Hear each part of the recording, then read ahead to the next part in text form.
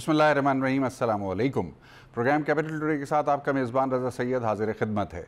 उम्मीद है आपका आज का दिन अच्छा गुजरा होगा। नाज़रीन, आज का दिन पाकिस्तान मुस्लिम लीग नवाज़ के हामियों के लिए एक खुशी की खबर लेकर आया उस वक्त कि जब सीनियर रहनुमा पाकिस्तान मुस्लिम लीग नवाज़ जनाब हनीफ अब्बासी साहब को बेल दे दी गई और उनकी सज़ा को मुअत्तल कर दिया गया। इसके अलावा एक और अहम और गैर मामूली डेवलपमेंट ये भी नज़र आती है कि पाकिस्तान पीपल्स पार्टी के एक वफ़द ने मुलाकात की है चेयरमैन नैब से, और चेयरमैन नैब के साथ मुलाकात में उन्होंने एक तरफ चेयरमैन नैब और नैब की कारकर्दगी पर इत्मीनान का इजहार किया, कारकर्दगी की तारीफ़ की, तो दूसरी जानिब उन्होंने BRT पेशावर के हवाले से जो मुमकिना तौर पर वहाँ कोताहियाँ हुई हैं या जो करप्शन हुई है उसकी तरफ उनकी तवज्जो दिलाई है और उनसे कहा है कि इस मामले को नैब खुसूसी तौर पर देखे। फैसल वावडा साहब वफाकी वज़ीर हैं, बयानात भी उनके बड़े मशहूर होते रहते हैं। इस हवाले से उनका एक बयान जो गुज़िश्ता 2 रोज़ से बहुत ज़्यादा फैसल वावडा साहब से मंसूब ये बयान उनका छापा गया कि फैसल वावडा साहब का कहना है कि अगले चंद हफ़्तों में पाकिस्तान में 1 अरब जॉब अपॉर्चुनिटीज़ क्रिएट हो जाएंगी, यानी 1 अरब नौकरियां पाकिस्तान में पैदा हो जाएंगी। ये बात दिलचस्प है कि पाकिस्तान की कुल आबादी 21-22 करोड़ के दरमियान है, तो अगर ये बयान दुरुस्त है और सियाक़ो सबाक़ से हटकर नहीं छापा गया है तो ये एक बहुत ज़्यादा दिलचस्प और एक बहुत बड़ा दावे पर मबनी बयान समझा जा सकता है। फैसल वावडा साहब से इस हवाले से हमने राब्ते की कई मरतबा कोशिश की, लेकिन फैसल वावडा साहब इसके ऊपर तबसरा करने के लिए दस्तयाब नहीं थे। IMF के हवाले से निगोसिएशंस के लिए पाकिस्तान के वफाकी वज़ीर ख़ज़ाना जनाब असद उमर साहब वाशिंगटन के दौरे पर हैं, जहां पर IMF, वर्ल्ड बैंक और दीगर बैनुल-अक़वामी मालियाती इदारों के साथ उनकी गुफ्तगू-शनीद जारी है और इम्कान यही है कि इस मुलाकात के बाद पाकिस्तान और IMF के दरमियान जो मामलात हैं वो फ़ाइनली तय पा जाएंगे, जिसके बाद पाकिस्तान को IMF की तरफ से बेल आउट पैकेज दे दिया जाएगा। FATF के हवाले से ये ख़बर काफ़ी अरसे से गर्दिश कर रही है कि 15 अप्रैल की एक डेडलाइन है जिस पर पाकिस्तान की तरफ से कंप्लाइंस रिपोर्ट जमा करवाई जाएगी FATF में, और फिर FATF का अगला इजलास जो अगले महीने कोलंबो में जिसका होने का इम्कान है, उसमें उस कंप्लाइंस रिपोर्ट का जायज़ा लेकर पाकिस्तान के FATF के साथ मामलात का जायज़ा लेकर ये तय किया जाएगा कि पाकिस्तान को FATF में किस लिस्ट में रखा जाता है। ये बहुत अहम एक सूरत हाल हो सकती है, क्योंकि पाकिस्तान का माशी मुस्तकबिल और ख़ास तौर पर जो बैरूनी ममालिक के साथ पाकिस्तान की तिजारत, ज़र मुबादला के मामलात, एक्सचेंज रेट और जो मॉनेटरी पॉलिसीज़ हैं उसके ऊपर फ़ार रीचिंग कॉन्सिक्वेंसेस होते हैं आम तौर से FATF की मुख्तलिफ़ लिस्ट कैटेगरीज़ में पाए जाने वाले ममालिक के साथ। ब्रेग्ज़िट के हवाले से भी एक ख़बर आई कि यूरोपियन यूनियन ने बरतानिया की वज़ीर आज़म की दरख्वास्त पर उस मोहलत में इजाफ़ा कर दिया है जो यूरोपियन यूनियन ने बरतानिया को दी थी, और अब ग़ालिबन ये मोहलत 15 अक्टूबर तक बढ़ा दी गई है। इस अरसे के दौरान बरतानिया की पार्लियामेंट को और ये फ़ैसला करना है कि वो ब्रेग्ज़िट के जो तरीक़ाकार है उसको किस तरह से इम्प्लीमेंट करेंगे या इस हवाले से उनका क्या आखिरी फ़ैसला होगा। गुड गवर्नेंस के हुकूमती बयानात और हुकूमती दावे और SDGs या सस्टेनेबल डेवलपमेंट गोल्स के हवाले से हुकूमत पाकिस्तान की क्या तरजीहात हैं, इसके ऊपर भी गुफ्तगू करने की कोशिश करेंगे। एक और ख़बर जो मीडिया से मुताल्लिक़ है, वज़ारत इत्तलात से मुताल्लिक़ है, वो भी दिलचस्पी का हामिल रही। आज बताया गया कि पाकिस्तान टेलीविज़न कॉरपोरेशन के मैनेजिंग डायरेक्टर जनाब अरशद ख़ान साहब को उनके ओहदे से अलग कर दिया गया है और ओहदे का इजाफ़ी चार्ज पहले से मौजूद एक अफसर के हवाले कर दिया गया है, जबकि जनाब फवाद चौधरी साहब का ये बयान भी इस हवाले से सामने आया कि नए MD चेयरमैन की तकर्रुरी के लिए जो मरवजा तरीक़ाकार है उसके मुताबिक दरख्वास्तें जो मांगी गई थी उसके जवाब में 42 उम्मीदवारों ने इस अहम पोस्ट के लिए अप्लाई किया हुआ है, और अब वज़ारत इस हवाले से जो ड्यू डिलिजेंस है उसके मराहिल से गुज़र रही है। मौलाना फजलुर रहमान की जो सियासी तौर पर मुतहर्रिक हुए, कुछ अरसे खामोश रहने के बाद पाकिस्तान पीपल्स पार्टी और पाकिस्तान मुस्लिम लीग नवाज़ को किसी ख़ास एजेंडे के ऊपर करीब लाने की उनकी काविशें और मुमकिन तौर पर रमज़ान के बाद एक स्ट्रीट मोबिलाइजेशन का इरादा जो मौलाना फजलुर रहमान करते रहे हैं, उस हवाले से क्या पेशरफ़ चल रही है और किस हद तक मुमकिन है कि ये दोनों बड़ी सियासी जमातें पब्लिक मोबिलाइजेशन या स्ट्रीट मोबिलाइजेशन के हक़ में जा सकती हैं या नहीं, इसको بھی دیکھنا ہوگا. اور ایک اور خبر جو پاکستان کے عوام کے لیے بہرحال بہت اہمیت کی حامل ہے وہ وزیر اعظم پاکستان جناب عمران خان صاحب نے نوٹس لیا دواؤں کی بڑھتی ہوئی قیمتوں کا، جبکہ پچھلے کئی روز سے سوشل میڈیا پر بھی اور مختلف میڈیا آؤٹلیٹس کے اوپر یہ خبر گردش کر رہی ہے کہ بہت سی دواؤں کی قیمتوں میں دگنا یا 3 گنا اضافہ کر دیا گیا ہے. اس حوالے سے وزیر اعظم نے بالآخر نوٹس لیا اور انہوں نے متعلقہ وزارت اور حکام کو ہدایت کی ہے کہ 72 گھنٹے کے اندر اندر جو قیمتیں بڑھی ہیں دواؤں کی ان کو کنٹرول کیا جائے، ان کو کم کیا جائے یا ان کو کم سطح کے اوپر لایا جائے. اس حوالے سے کیا پیش رفت ہو رہی ہے اس کو بھی جاننے کی کوشش کریں گے. ہمارے ساتھ اسٹوڈیو میں موجود ہیں اس وقت سینئر تجزیہ کار، کسی تعارف کے محتاج نہیں، پروفیسر طاہر ملک صاحب. ہمارے ساتھ اسٹوڈیو میں موجود ہیں ڈاکٹر سمینہ مطلوب، رکن قومی اسمبلی پاکستان مسلم لیگ نواز سے تعلق اور قومی اسمبلی کی ہیلتھ کی جو اسٹینڈنگ کمیٹی ہے اس کی رکن بھی ہیں. بہت بہت شکریہ، آپ نے قیمتی وقت نکالا، پروگرام میں تشریف لائیں. ہم آپ سے یقیناً جاننے کی کوشش کریں گے کہ ہیلتھ کے حوالے سے اور آپ کی جو اسٹینڈنگ کمیٹی ہے اس میں وزیر اعظم کے ان ڈائریکٹیوز کو کس طرح سے آپ لوگ دیکھ رہے ہیں اور اس کے ایکسپیڈائٹ ہونے کے کس حد تک امکانات آپ کو نظر آ رہے ہیں. لیکن گفتگو کا آغاز میں کرنا چاہوں گا پروفیسر طاہر ملک صاحب سے. پروفیسر صاحب، حنیف عباسی صاحب کو انصاف مل گیا اور یہ ایک بڑی خوش آئین بات ہے. نہ صرف یہ کہ پاکستان مسلم لیگ کے حامی بہت خوش ہیں بلکہ پاکستان کے عوام بھی اس سارے معاملے کو بہت دلچسپی سے دیکھ رہے ہیں اور بظاہر ایسا لگتا ہے کہ پاکستان تحریک انصاف کی حکومت کا جو پاکستان کے عوام کو انصاف فراہم کرنے کا وعدہ تھا اس کے اوپر کم از کم عمل درآمد ہو رہا ہے اور حنیف عباسی صاحب کو بیل مل گئی ہے اور ان کی سزا کو معطل کر دیا گیا ہے. کیا کہیں گے اس پہ آپ؟ میں اس پہ یہ کہوں گا، دیکھیں ایک تو یہ ہے کہ نظام انصاف ہے، اس فیصلے پہ بہت سے سوالات بھی اٹھتے. اچھا. اور ان کی میں یہ آپ کے پروگرام کے توسط سے اجازت چاہوں گا کہ دیکھیں کچھ چیزیں ہوتی ہیں ان ریٹروسپیکٹ، الزامات لگے، استغاثہ بنا اور پھر آپ کو اس کا ٹرائل شروع ہو گیا، آپ اریسٹ ہو گئے.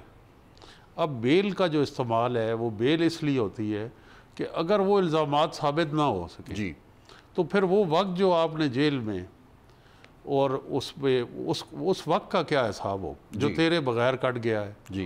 اور جس سٹیج پہ انہیں گرفتار کیا گیا، دیکھیں مجھے بڑی مایوسی ہوئی الیکشن کمیشن کے بھی رویے سے. اب پھر یہ ایک ایسا مرحلہ درپیش ہے کہ اراکین اس کی نامزدگی ہو رہی کہ during the campaign process in کی نامینیشن پیپر فائل ہوتی اور اس طریقہ کار پہ نیب سے، ایف بی آر سے، ڈگریز کی چیکنگ، دوہری شہریت، سارے پروسیس سے آپ کے پیپر ایکسیپٹ ہوتے ہیں. اور ڈیورنگ دا کمپین ایک حنیف عباسی صاحب ہی نہیں بلکہ چودھری نثار علی خان کے حلقے کے قمر الاسلام راجہ بھی نون لے کے ان دونوں لوگوں کو اریسٹ کیا جاتا ہے اور سزا سنائی جاتی ہے یا سزا تو ان کو انتخابی عمل سے باہر نکلے اور رات گئے ایک فیصلہ آتا ہے، انتخابی دوڑ سے یہ باہر ہو جاتے ہیں. اور اب جا کے اتنے عرصے بعد یہ پتہ چلتا ہے کہ بھئی وہ تو جو تھی جو فیصلہ تھا اور جو سزا تھی وہ ماتحت عدالت کی، وہ اس سے بڑی عدالت ہائی کورٹ نے فتح. تو ہائی کورٹ کو میرے خیال سے اس کے اوپر ایک نوٹ بھی لکھنا چاہیے اس طرح کے کیسز میں کہ ان ریٹروسپیکٹ اداروں کی کیا رول ہے، ان کو کس طرح ذمہ داری کا مظاہرہ کرنا چاہیے، ہماری پروسیکیوشن سسٹم میں، کرمنل جسٹس سسٹم میں کیا لیکونز ہے، تاکہ ہم اس احتساب کو سیاسی انتقام سے بالا تر. پاکستان کا المیہ یہ ہے کہ 30 سال کی تاریخ، 40 سال کی تاریخ، کہ یہ درست ہے کہ ملک میں کرپشن ہے، اس پہ بھی اتفاق ہے کہ احتساب ہونا چاہیے، لیکن اس پہ بھی اتفاق ہونا چاہیے کہ احتساب کا عمل سیاسی انتقام کا ذریعہ نہ ہو.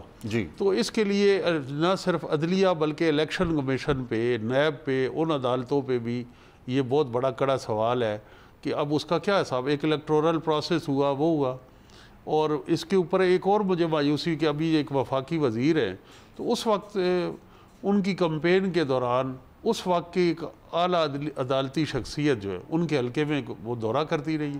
میں نے ٹویٹ کیا، میں رسپانسبلٹی اون کرتا ہوں کہ جب ایک کینڈیڈیٹ کھڑے ہوں تو اس وقت آپ کو اس کو وہ آپٹکس دینے کی کیا ضرورت ہے. آپ اسپتال میں جا رہے ہیں، حکومت پہ تنقید کر رہے ہیں. وہ سارے پروسیس جو ہے انتخابی ضابطہ اخلاق کی خلاف ورزی تھی. تو ڈیو پروسیس آف لا، انصاف کا یہ تقاضا ہے کہ جو ملزم ہے اس کے لیے بھی ڈیو پروسیس آف لا ہو اور سارا پروسیس فیئر ہو. اگر فیئر نہیں ہوگا تو تاریخ میں یہ کالے قوانین کہلائیں گے، کینگرو کوڈز کہلائیں گے، اور ان کی حیثیت ایسی ہوگی کہ جیسے آج ہم مڑ کے دیکھیں تو سیف الرحمان کا احتساب، ملک قیوم کا اسکینڈل اور محترمہ بے نظیر بھٹو کا سچ کے کینگرو کوڈز ہے جی تو ان کو اس لیے ایسے فیصلے ایسے روایات قائم کرنی چاہیے کہ جو فیوچر میں جن کی جو تاریخ کے کوڑا دان میں نہ ہوں بلکہ ان کی شیلف لائف ہو. صحیح. مواصلاتی رابطے پر ہمارے ساتھ موجود ہیں سینئر صحافی تجزیہ کار کسی تعارف کے محتاج نہیں جناب پی جے میر صاحب. السلام علیکم. وعلیکم السلام. پی جے میر صاحب آپ سن سکتے ہیں ہمیں؟ جی آئی کین. اچھا پی جے میر صاحب آج بڑی خبریں ہیں. حنیف عباسی صاحب کی سزا کی معطلی کی بھی ایک بڑی خبر ہے. پھر ایک خبر جو بظاہر اتنی بڑی نہیں ہے لیکن اہمیت کی حامل بہرحال ہے. M D P T V Arshad Khan صاحب کو آج ان کی پوسٹ سے ہٹا دیا گیا. میں چاہوں گا کہ تو حنیف عباسی صاحب کے حوالے سے جو آج فیصلہ آیا ہے اس کو بھی آپ تھوڑا سا اس پہ کامنٹ کیجئے. اور پی ٹی وی کے معاملات کیا آپ کو لگتا ہے کہ اب کسی کروٹ بیٹھتے ہوئے نظر آ رہے ہیں آپ کو؟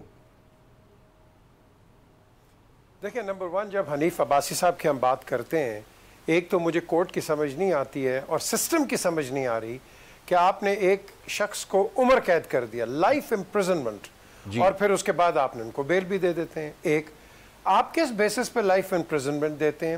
7 جو باقی کو ایکیوزڈ ہے اب ان کو ریلیز کر دیتے ہیں, ان کو آپ پکڑ دیتے ہیں.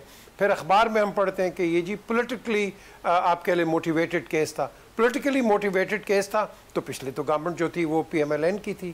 اگر پی ایم ایل این کی گورنمنٹ ہے تو پھر کہاں سے پولیٹیکلی موٹیویٹڈ کیس آیا؟ یہ کون تھے پولیٹیکلی موٹیویٹ اس کو کرنے والے؟ یہ بھی آپ دیکھیں اس کو. اب دا کوشچن از یہ ساری کھچڑی بنی ہوئی ہے اور ہم اپنے قانون کے سسٹم کا مذاق اڑا رہے ہیں. ہمیں چاہیے کہ ایک ہمارے سامنے ایک ایسا سمپل سا ایک لا ہے جس کے جب آپ کسی کی انویسٹیگیشن کرتے ہیں آپ کے پاس اتنا پروف ہونا چاہیے, اتنا سبسٹنس ہونا چاہیے کہ اس میں کوئی لوپ ہول نہ ہو. اب آپ دیکھیں جو بھی لے لیں ایک تو حنیف عباسی صاحب کا ٹائم کتنا, آپ جیسے کہ ابھی میرے بھائی نے کہا کہ کتنا ٹائم وہ جیل میں گئے, اس کا کون ذمہ دار ہے؟ اس کا کوئی نہ کوئی تو after all somebody has to be held accountable for the time of his life which has been spent in the jail. دوسرا آپ یہ مجھے بتائیں کہ گورنمنٹ کا پیسہ ان کے وکیلوں کا پیسہ اتنا ضائع ہوا, کروڑوں روپے میں گیا ہوگا, اس کے اکاؤنٹیبلٹی کون دے گا؟ اور ریپوٹیشنل لاس بھی ہے اس کے اندر جو ان کو اور ان کے خاندان کو اٹھانا پڑا. ایبسلیوٹلی پورا خاندان سٹریس میں گیا ہے. تو آپ نے اگر کسی کو پکڑنا ہے آپ اتنے سبسٹنس سے پکڑیں کہ آپ اس پہ یو ٹرن نہ ہو. یہ نواز شریف صاحب کا بھی یہی حال ہے, یہ زرداری صاحب کا بھی یہی حال ہو رہا ہے, اب آگے جو آپ نے پکڑے ان کا بھی یہی حال ہو رہا ہے. اور بھائی آپ کے پاس کوئی پروف ہے؟ ابھی پرسوں ایک آدمی گیا ہے لئیک احمد, اس کو پکڑ کے وہ کہیں کار پارک میں پھر رہا تھا, اس کو پکڑ کے گاڑی میں بند کر کے نیب اٹھا کے لے گئی. سو اس چیز کو we need to be transparent and above board on this, کیونکہ اگر آپ نہیں کریں گے ہر قسم کی اسپرشنز اور پرسیپشنز رادر مس پرسیپشنز پڑیں گی ہمارے گورننس سسٹم پہ. تو میں سمجھتا ہوں کہ وی ہیو ٹو ریویو کہ whatever is going on because this کی not continue. This will have a very negative effects for the latter governments and for the state of Pakistan. صحیح, ٹھیک ہے. میں آتا ہوں آپ کی طرف دوبارہ.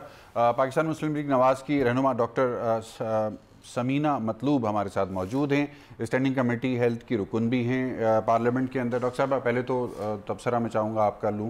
حنیف عباسی صاحب کی آج جو سسپینشن ہوئی ہے سزا کی اور جو ان کی ضمانت ہوئی ہے اس کے اوپر آپ کیا کہیں گی؟ یہ بہت اچھی بات انہوں نے کی ہمارے تجزیہ نگار صاحب نے. دیکھیں جی, ہم لوگ اگر ہم اپنا احتساب خود بھی کریں تو ہم کہاں کھڑے ہیں, ہم کس لیول پہ کھڑے ہیں, ہم اپنی آنے والی نسلوں کو کیا دے رہے ہیں؟ مینٹلی ڈسٹربنس پیدا کی, اس کی کوئی قیمت نہیں ہے کہ آپ نے ان کی فیملی کو ٹارچر. ان کی حنیف عباسی صاحب کی بیٹی ایک ڈاکٹر ہے اور ہاسپٹل میں ڈیوٹی کرتی تھی, اس کے ساتھ مس بیہیو ہونا شروع ہو گیا. اسی طرح یہ ساری باتیں چھپی ہوئی نہیں ہیں. تو کیا یہ نارمل لوگوں کا یہ نارمل ایٹیچیوڈ ہے؟ میں تو نہیں سمجھتی. یہ ہم سب سائیکولوجیکلی سک ہیں, ہمیں سب کو ٹریٹمنٹ کی ضرورت ہے. تو اس میں پھر ایٹ دا اینڈ اسے ریزائن دینا پڑا. وہ مینٹلی ٹارچر میں رہیں, انہوں نے بہت اپنے آپ کو تکلیف بھی دی, اور جو خود بندہ سفر کر رہا ہے اس پوزیشن سے اس کے ساتھ کیا بیت رہی. اور پھر آپ آج 9 ماہ کے بعد اسے ریلیف دے گئے.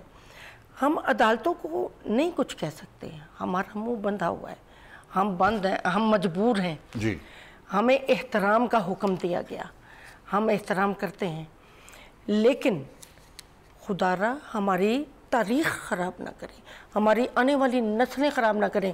آج جو ہم ان کے ذہنوں میں اپنی عدلیہ کا جو کنسیپٹ بٹھائیں گے، وہ اس کو نارملی اپنے ذہن میں ہمیشہ کے لیے رکھ کے وہ آگے والا ہمارا آنے والا جو کل ہے وہ اسی طریقے کا ریفلیکشن ہمیں ملے گا۔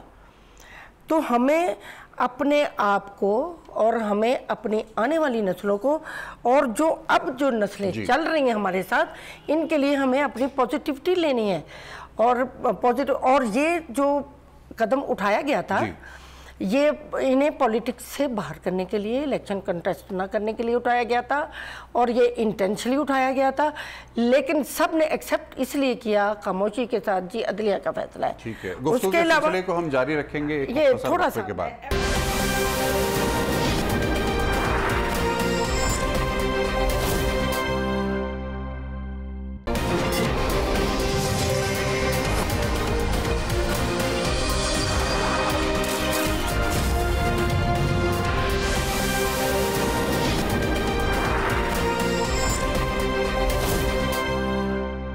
وقفے کے بعد خوش آمدید پروفیسر طاہر ملک صاحب۔ آئی ایم ایف کی جو نیگوسیشنز واشنگٹن میں ہو رہی ہیں اسد عمر صاحب اور ان کی ٹیم کے ساتھ، اس حوالے سے آپ کو اب کیا لگ رہا ہے؟ کیا 15 تاریخ کی جو FATF کی ڈیڈ لائن ہے یہ بھی آپس میں کو ریلیٹڈ ہیں، ان کا آپس میں کوئی تعلق ہے، یا یہ بالکل علیحدہ علیحدہ معاملات؟ ایک بیان آیا تھا یہاں، اسٹیٹمنٹ بھی آئی تھی کہ اس کو ہم لنک کر رہے ہیں۔ اچھا، تو پاکستان نے اس حوالے سے اقدامات بھی لیے ہیں، جو وزیر داخلہ شہریار آفریدی اور سیکرٹری انٹیریئر کی پریس کانفرنس تھی، تو اس کی آڈینس انٹرنیشنل کمیونٹی کو یہی بتانا مقصود تھا کہ ہم نے یہ ایک سٹیپس لیے اور ان سٹیپس کو جاری رہنا چاہیے، نیشنل ایکشن پلان بھی۔ لیکن آئی ایم ایف کا جو پہلو آپ بتا رہے، آئی ایم ایف کے پاس جانا ہے یا نہیں جانا، اس گو مگو میں ہم نے بڑا وقت ضائع کیا۔ اب ہم جا رہے ہیں، اور شروع میں جب گورنمنٹ آئی تھی تو انہوں نے کہا تھا کہ ہم نہیں جائیں گے عالمی مالیاتی اداروں سے۔ جی، تو اس دوران جو پرائسز فلیکچویشن ہوئی، جو افراط زر کی شرح بڑھی، اور جو روپے کی بے قدری ہوئی اسٹاک مارکیٹ، تو اس کو بڑا ایک امپیکٹ آیا۔ اور پھر اب میں یہ سمجھتا ہوں کہ اس کو جانے کے لیے ہر جو اسٹرکچرل ایڈجسٹمنٹ پروگرامز ہیں وہ آئی ایم ایف جانے سے پہلے ہی ہم نے وہ اقدامات کرنے شروع کر دیے ہیں، بجلی، گیس اور بنیادی ضروریات کی چیزیں بڑھانی شروع کر دی ہیں۔ تو اب محض ایک رسمی کارروائی رہ رہی، اور یہ اقدامات کرنے کا بھی مقصد یہ ہے کہ ان کو یہ کہا جائے کہ ہم آپ کا جو اسٹرکچرل ایڈجسٹمنٹ پروگرام ہے اس پہ پوری طرح عمل پیرا ہوگا۔ پیٹرول کی پرائسز بھی تھی، انہوں نے گیس اور بجلی کی جو ٹیرفس ہیں وہ بھی بڑھانے کا کہا تھا، تو گورنمنٹ اس سمت پہ جا رہی ہے۔ ہاں یہ ہے کہ اس میں، اور ابھی سے قوم کو تیار بھی کیا جا رہا ہے کہ 1.5-2 سال بڑا معیشت جو ہے وہ ICU میں ہوگی۔ جی، تو اس حوالے سے میں یہ دیکھتا ہوں کہ آئی ایم ایف سے ہمیں وہ ایڈ مل جائے گی، اس میں کوئی نہ ملنے والی بات نہیں۔ لیکن اس کے علاوہ کیا اسد عمر صاحب کی جو ٹیم ہے اکنامک، اس کو صرف ان عالمی مالیاتی اداروں پہ ریلائے کرنا پڑے گا، یا ان کا کوئی اپنا اکنامک ریفارم ایجنڈا بھی ہے یا نہیں؟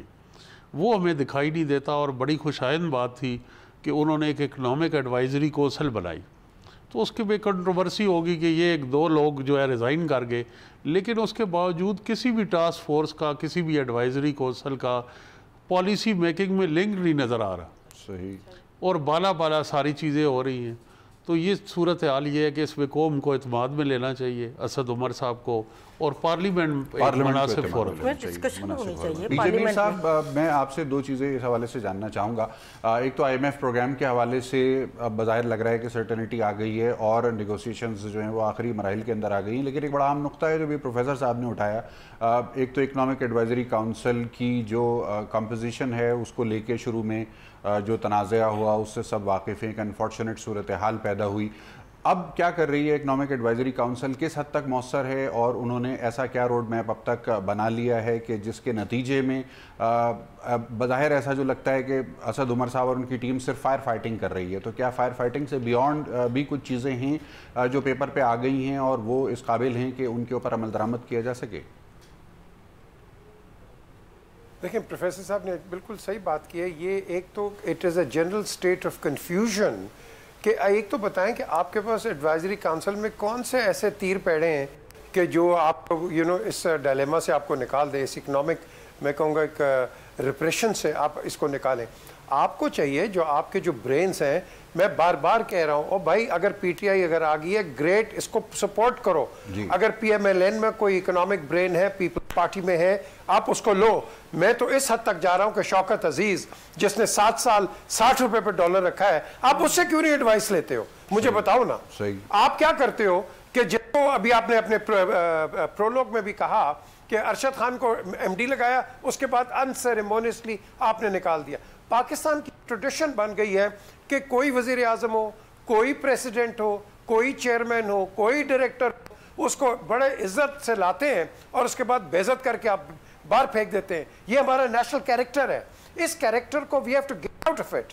انٹل اینڈ انلیس یہ مائنڈ سیٹ آپ چینج نہیں کرو گے, آپ ایک پیتھولوجیکل ایک کیس بن جاؤ گے.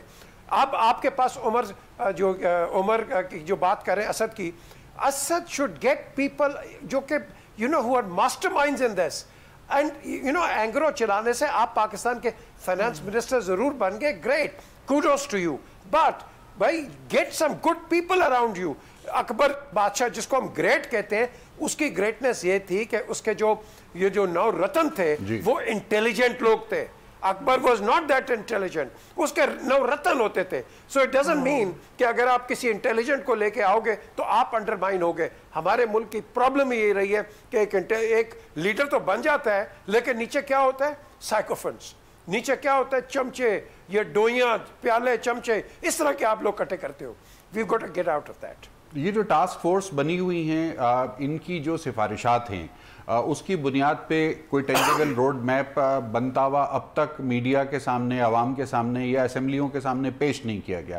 تو کیا یہ عوامی توقعات قبل از وقت ہیں کہ ان ٹاسک فورس اور یہ جو ہر وزارت کے ساتھ اٹیچ کی گئی ہیں, ان کی کارکردگی جو ہے وہ عوام تک پہنچے, کیا یہ توقعات قبل از وقت ہیں؟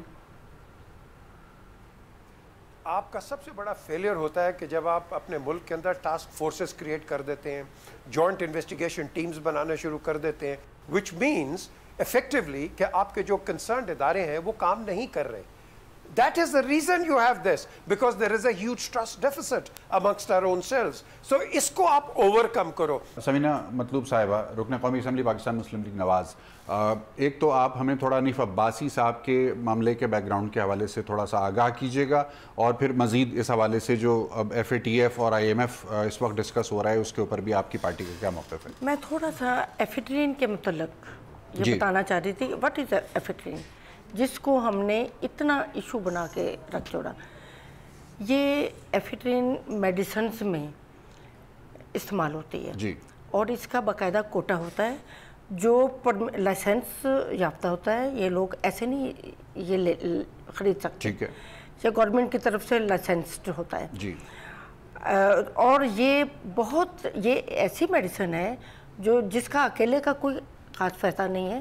اس کا دوسری میڈیسنز کو ہیومن باڈی کی بہتری کے لیے استعمال کیا جاتا ہے. کھانسی کے شربت میں بھی استعمال ہوتا ہے. ہاں جی, استعمال ہوتا ہے. اور پھر آپ یہ دیکھیں, بلڈ پریشر ڈاؤن جب ہو جاتا ہے ڈیورنگ انستھیزیا, اسپائنل انستھیزیا, جو ریڑھ کی ہڈی میں جب ڈاکٹر ٹیکا لگا کے سرجری کرتا ہے تو بالکل پیشنٹ کولیپس کر جاتا ہے, بی پی بالکل ڈاؤن ہو جاتا ہے. اس وقت یہ بی پی کو بوسٹ اپ کرتا ہے. صحیح. یہ دیکھیں, یہ اس وقت یہ لائف سیونگ اور بڑی اہم میڈیسن فیل ہو رہی ہوتی ہے. صحیح. جس کے اوپر آپ نے ایک بندے کا مستقبل داؤ پہ لگا دیا اور اس کو جیل اور جیسے ٹھکانوں میں لٹکا کے رکھ دیا. اور وہ ہارٹ کا بھی پیشنٹ تھا. اس کے علاوہ یہ ہمارے اور بھی استھما, دمہ جسے کہتے ہیں, اس میں بھی یہ میڈیسن استعمال ہوتی ہے اور یہ مریض کو فوری ریلیف دیتی ہے. ٹھیک ہے. ادروائز مریض تو جو بریتھلیسنس سے, آکسیجن کی کمی سے ختم ہو جائے, یہ فوری ریلیف دیتی ہے. اس میڈیسن کا یہ رول ہے, اس کا نارکوٹک رول نہیں ہے. یہ ہماری میڈیسنز کو ایک ایسنشل کمپوننٹ ہے, مختلف دواؤں میں استعمال ہوتا ہے, جو میڈیسن کے ایفیکٹ کو بوسٹ اپ کرتی ہے. بالکل ٹھیک ہے. اس کے علاوہ آئی ایم ایف کی میں بات کروں گی. ہمارے پاس یہ ٹاسک فورس بھی انہوں نے ہر سسٹم میں بنائے ہوئے. ये बंदे इकट्ठे कर लेना कोई बहादुरी नहीं होती कि जी हमने ये सिस्टम बना दिया, उसके ऊपर हमने ये कर दिया। ये क्या बहादुरी है? क्या आपके अपने सिस्टम में जो बंदे हैं क्या वो इनइफेक्टिव हो गए? क्या आप उनके ऊपर फिर एक फोर्स बना रहे हो? तो जो पहले लोग आपके काम कर रहे हैं उनको क्या जजमेंट के लिए कोई और लोग चाहिए? फिर वो क्या, जब एक पूरी की पूरी मुख्तलिफ माइंड्स के साथ लोग इकट्ठे हो जाएंगे वो तो कोई काम नहीं आगे चलता। आप घरों में देख लें, जब 2 या 3 राय इकट्ठी हो जाती हैं तो वो कोई काम आगे प्रोसीड नहीं होता। यही कुछ होता है। और फिर इनका अपना ज़ाती प्लान कोई नहीं है। असद उमर साहब ने बहुत मायूस किया आवाम को, और ये अभी तक लारे ही लगाए जा रहे हैं, क्योंकि इनके आने का मकसद भी यही था, लोगों को सब्ज़ बाग दिखाए, और अभी तक स्टिल दिखाए जा रहे हैं। अब तो हकीकत में आ जाए। और हम तो कहते हैं बार बार, आप सबके साथ मिल के असम्बली चलाएं। अब आप ये देखें, सिर्फ और सिर्फ ये बात डिस्कस नहीं करनी, इन्होंने असम्बली पोस्टपोन कर दी। अदरवाइज हमारा कल इजलास शुरू होना था, सेशन। क्यों पोस्टपोन हो गई? कोई यही कि भाई ये, ताकि हमें कोई बात डिस्कस न करनी पड़े, जो हम मुआहदे करें वो डिस्कस न करने पड़े। अच्छा। तो ये असेंशियल होता है कि आप अपोजिशन को। तो ये 2 दिन पहले जो ट्विटर पे सदारती निज़ाम का ट्रेंड चला था, तो वो खुद ही खत्म हो गया। उसी की रिफ्लेक्शन है ये नहीं, असेंबली का इजलास पोस्टपोन हो रहा है। नहीं, साहब से भी इसके ऊपर हम जरूर कमेंट लेना चाहेंगे। इन्होंने जो प्लान्स या IMF में जाने का जो प्रोग्राम है, इन्होंने जो उसमें अपना सिस्टम रखना है वो इन्होंने डिस्कस नहीं करना। हालांकि आइन के मुताबिक ये कंपलसरी होता है कि आप असम्बली में अपनी अपोजिशन जमातों के साथ वो डिस्कस करें। फिर उधर से कोई पॉजिटिव पॉइंट्स आते हैं, कुछ उस पर बहुत सारी बहस होती है, बहुत सारा एक जैसा कहते हैं ना, एक अच्छा मटेरियल हमारे सामने आ जाता है। जब हम उस पर इम्प्लीमेंट करते हैं तो हमारी कामयाबी। ठीक है। पीजेबी साहब, एक बड़ी दिलचस्प आपने देखा होगा, आपकी नज़र से गुजरा होगा कि 2-3 रोज़ पहले पाकिस्तान में सदारती निज़ाम के हवाले से ट्विटर के ऊपर एक ट्रेंड चला, और फिर उसके बाद उस पर कुछ डिस्कशंस भी हुए। अब आज हम देख रहे हैं कि असम्बली का इजलास मुलतवी हो रहा है, और हिज़्ब इख्तिलाफ की नुमाइंदा पाकिस्तान मुस्लिम लीग नवाज़ की रुकन कौमी असम्बली का कहना यह है कि हुकूमत जो है वो बचना चाह रही है हिज़्ब इख्तिलाफ की क्वेश्चनिंग से, या हिज़्ब इख्तिलाफ को फेस नहीं करना चाह रही, इसलिए असम्बली का इजलास मुलतवी हो रहा है। दूसरी तरफ सदारती निज़ाम की के हक़ में जो दलाइल दिए जा रहे हैं उसके अंदर भी हमें सोशल मीडिया पर ज़्यादातर वही लोग नज़र आ रहे हैं कि जो कि पाकिस्तान तहरीक इंसाफ के हामी शुमार होते हैं। तो क्या है ये मामला और आप इसको कैसे देखते हैं?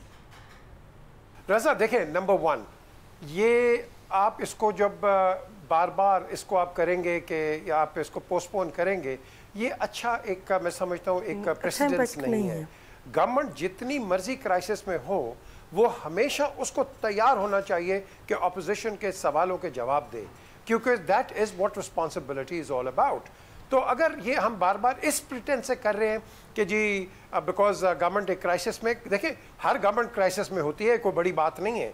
और ये क्राइसिस ये ज़रूरी नहीं है कि आपके डोमेस्टिक अफेयर से है, इस वक्त आपका जो क्राइसिस है इंटरनेशनल ऑयल प्राइसेस से भी है, और बिकॉज ये ग्लोबली रिलेटेड इंटर रिलेटेड ये इशू है। तो आई थिंक हमें लोगों को बताना चाहिए एज अ गवर्नमेंट कि भाई these are the problems and these are the आप कह लो drawbacks which you are facing. तो नेचुरली जो इसका जो एडवांटेज है पॉलिटिकली आप कह लो कि हमेशा अपोजिशन इसका एडवांटेज लेती है और लेती रहेगी। क्यों?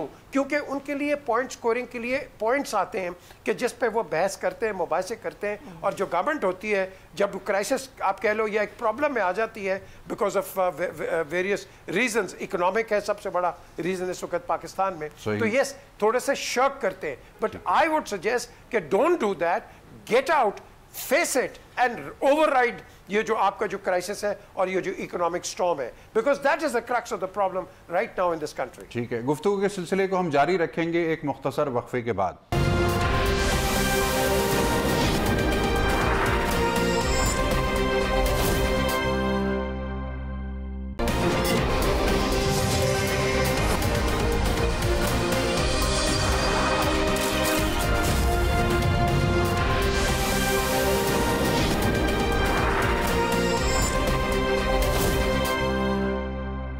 وقفے کے بعد خوش آمدید پروفیسر طاہر ملک صاحب. دنیا میں 5 سپر طاقتیں اسٹیبلش جن کو مانا جاتا ہے، اس میں امریکہ ہے، روس ہے، چین ہے، فرانس ہے، برطانیہ ہے. ان 5 سپر طاقتوں میں 4 میں صدارتی نظام ہے اور 1 میں یعنی برطانیہ میں پارلیمانی جمہوری نظام ہے، جس کو Westminster parliamentary form of democracy کہا جاتا ہے اور جو ہمیں ورثے میں ملا ہے، جس کو ہم فالو بھی کرتے ہیں.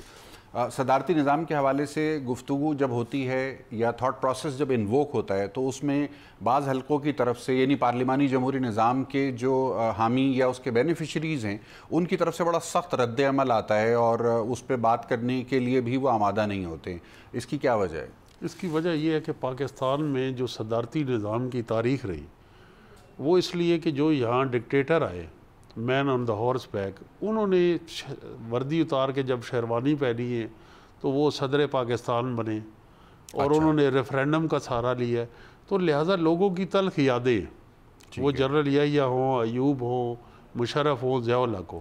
لیکن جو آپ کا سوال ہے علمی نوعیت کا کہ اس کو اگر صدارتی جمہوری نظام ہے جی تو اس کے اوپر میں سمجھتا ہوں ڈیبیٹ ہو سکتی ہے، کیوں نہیں. جمہوریت نام ہی ڈیبیٹ کا ہے، لیکن پھر وہ امریکہ اور جن ممالک کی آپ مثال دے رہے ہیں ان کی ایسنس جو ہے وہ ڈیموکریٹک ہے.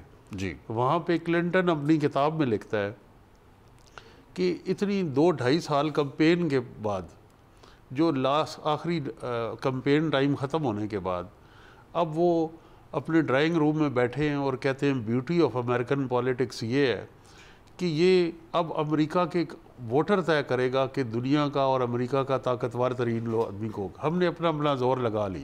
صحیح. اور اس نظام میں جب اوباما ایک کینین امیگرینٹ کا بیٹا اور جس کی رنگ نسل مختلف ہے وہ صدر بنا تو وہاں کے کسی حمید گل نے اسے سیکیورٹی رسک نہیں قرار دیا، نہ ہی مارشل لا لگایا.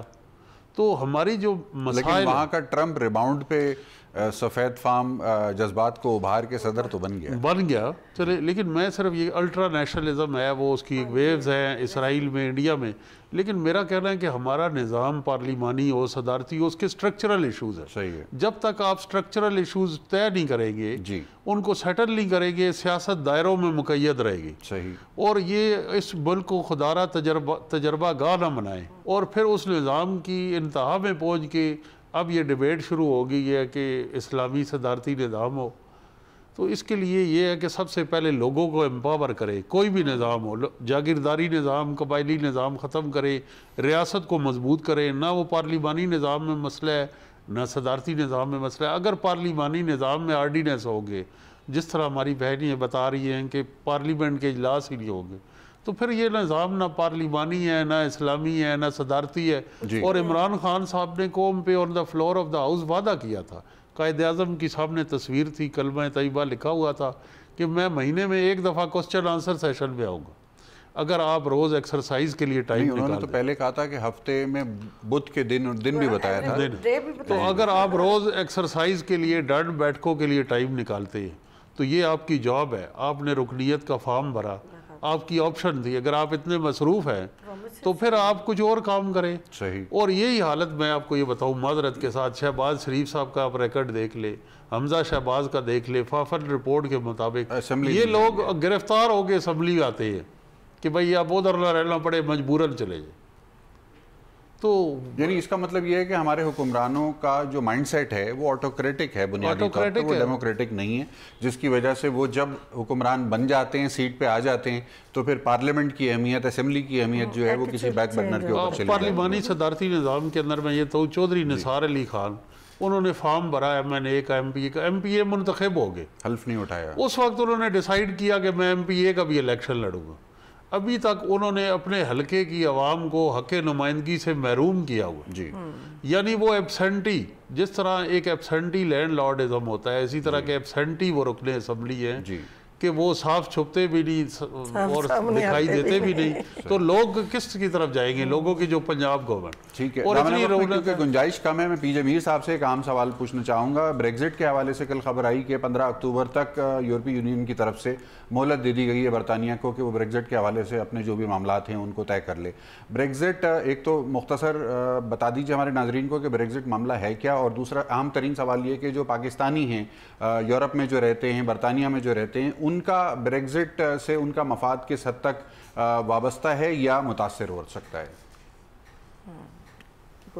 اچھا، اب یہ پہلے تو اپریل تھا، پھر مئی میں گئے، اب جون ہو گیا، اب 31 مئی تک انہوں نے مہلت لی ہے جی. لیکن اس میں سب سے پہلے میں آپ کو بتا دوں بڑی کمپلیکیشنز آ رہی ہیں، کیونکہ اب 31 یہ اکتوبر تک ہیں جی. تو اگلے جو ووٹنگ ہوگی اس کے اندر یورپین یونین کے اندر جو آپ کہہ لو کہ bills and so and forth یہ جو پاس ہوں گے، انہوں نے کہا ہے کہ برطانیہ ایسا رول پلے نہیں کر سکتا بیکاز جو کہ اس کو کرنا چاہیے تھا ان نارمل سرکمسٹانسز، وچ مینس کہ اب اس کو صرف یہ ایک آبزرویٹری ایک پوزیشن پہ رکھیں گے بیکاز آف ٹیکنیکلٹیز. لیکن اس میں جیرمی کاربن نے اور باقیوں نے کہا کہ نہیں، ہم اگر آئیں گے تو ہم اپنا ایک رول پلے کریں گے. لیکن اس پہ کافی ڈبیٹ چل رہی ہے. پریزیڈنٹ میکرون نے اس کی اپوزیشن کی ہے اور دوسرے جو یورپین لیڈرز ہیں اس نے کی ہیں. اب جو کوشچن آتا ہے جو بڑا امپورٹنٹ ہے کہ بریکسٹ میں پیپل آر ڈیوائیڈڈ. کیمرون کا ایک بلنڈر تھا، اور یا آپ کہہ لو کہ اس نے ایک چانس لیا کہ چلو میں دے بھی دوں گا اور ہم جائیں گے بھی نہیں، لیکن آپ نے دیکھ لیا کہ بڑا ہی نیرو مارجن رہا ہے دونوں کا. اور یہی وجہ ہے کہ آج برٹش پارلیمنٹ کے اندر بھی یہی پوزیشن ہے. یوزلی موسٹلی جن پارلیمنٹیرین کے ساتھ میرا واسطہ پڑتا رہتا ہے ریگولرلی، وہ nobody wants to leave the European Union. Indian, Sri Lankan, یہ ادھر سے یہ برمیز لے لیں، اور اس ایریا کے ان کو فائدہ ہے. اب وہ پوچھیں گے وہ کیسے؟ پولش ورکر، رومینین، لتھینین، یہ سارے ادھر آ کے جو ایک آدمی 200 پاؤنڈ پہ کام کر رہا تھا، پاکستانی لے لو، گورا لے لو، جو مرضی، یہ 25 پاؤنڈ پہ آ کے کام کر رہے ہیں، which meant more unemployment for the locals. So اس کے اندر بیسکلی امیگریشن کا ایک بڑا ایک رول اس کے اندر نظر آیا ہے. اور یہی وہ جب ایڈوائس لیتے ہیں ہاؤس آف کامنز میں کافی پارلیمنٹیرین. ٹھیک ہے، قطع کلامی کی میں معذرت چاہوں گا پھر جمیل صاحب، دامان وقت میں گنجائش ختم ہونے کے باعث پروگرام کو اسی وقت ہم مکمل کر لیں گے انشاءاللہ. اختتام ہفتہ کے بعد آپ کی خدمت میں نئے موضوع کے ساتھ دوبارہ حاضر ہوں گے. مہمانان گرامی کا بے حد شکریہ. اپنا بہت خیال رکھیے گا. جی پاکستان کے لیے.